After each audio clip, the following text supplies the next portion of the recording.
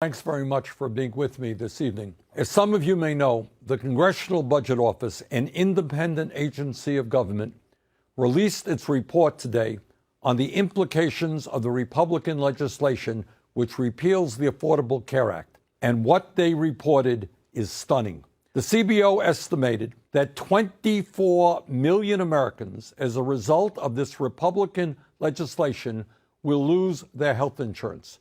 Let me repeat that.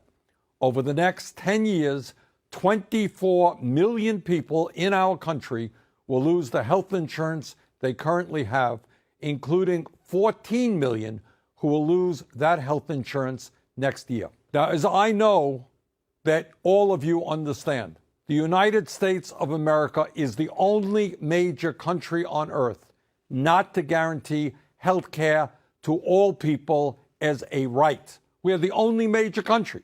It is incomprehensible. It is disgraceful. It is profoundly immoral that this Republican legislation moves us in exactly the wrong direction. Our job as a nation is to provide health care for every man, woman, and child as a right, not throw 24 million Americans off of the health insurance that they currently have.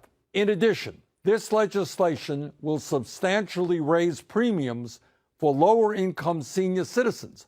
Lower-income senior citizens, the most vulnerable population in our society, the people who need health care the most. The Congressional Budget Office estimates that a 64-year-old making just $26,500 a year would see their premiums go up from $1,700 today to $14,600 by 2026. And that would mean that they would be paying more than half of their income for the health insurance they desperately need.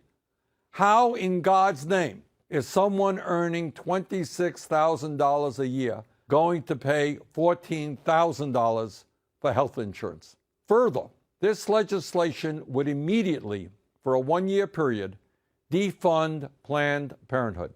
The Republicans talk a whole lot about choice. Oh, they love giving everybody a choice about any insurance company you can go to.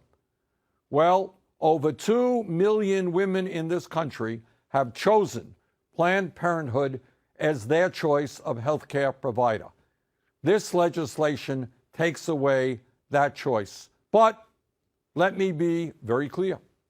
While 24 million Americans are thrown off of health insurance, while seniors will be forced to pay outrageously more for the health care that they desperately need, while women will not be able to continue to access Planned Parenthood for their needs, there are people who gain from this legislation. Yes, there are some winners. If you can believe it, this legislation provides $275 billion in tax breaks to the top 2% of our population, people making more than $200,000 a year.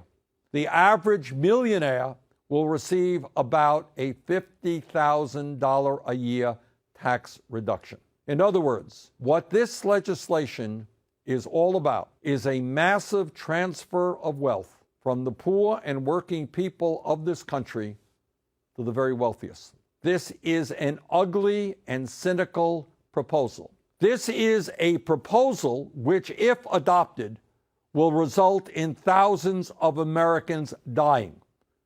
People die when they can't go to a doctor when they need, or when they can't get into a hospital when they must. This legislation is a disgrace. All of us must work together to see that it is defeated. Thank you very much.